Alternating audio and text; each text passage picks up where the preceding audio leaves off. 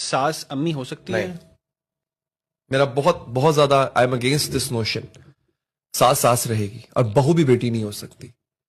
सबसे बड़ा झूठ ये होता है, शायद सास अम्मी बन जाए, शायद सास मां बन जाए, अगर वो पहले बहू को बेटी मान ले तो। बेटी अगर 12 बजे सो के उठे ना, उसको ताना नहीं मिलेगा। ठीक, अब वो क्या, तो मेरी बेटी, ये मेरी तीवर की है, मेरी बेटियों जैसी, मैंने इसको बेटी बना के रखूंगी। अलविदाई के वक्त क्या क्या बोलते हैं, फिक्र मत करो समधन, मैं इसको बेटी बना के रखूंगी।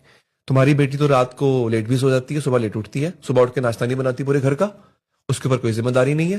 वो जब चाहे कह सकती है मम्मी मैं जा रही हूं फ्रेंड्स के साथ। तुम्हारी बहू ये कर सकती है? अगर वो नहीं कर सकती तो डोंट कॉल हर बेटी, वो तुम्हारी बहू है।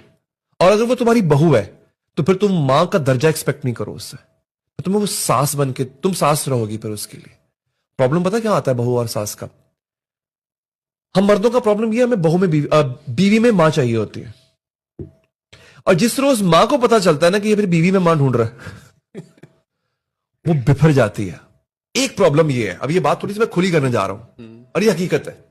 प्रॉब्लम इसमें सिर्फ ये है कि मां हार जाती है। मां 24 घंटे मां रह सकती है, वो जो बीवी है ना, वो दिन को मां रह सकती है, रात को गर्लफ्रेंड बन जाती है। यहां पे वो बाजी जीत जाती है। एक तल्ख हकीकत है। इसीलिए आप नोट करें कि वो जो मां होती है वो फिर जंग लड़ती है, वो अपने सारे हथियार निकाल लेती है। सबसे बड़ा हथियार क्या होता है? तू मेरा पुत्र ही नहीं तो मेरा बेटा ही।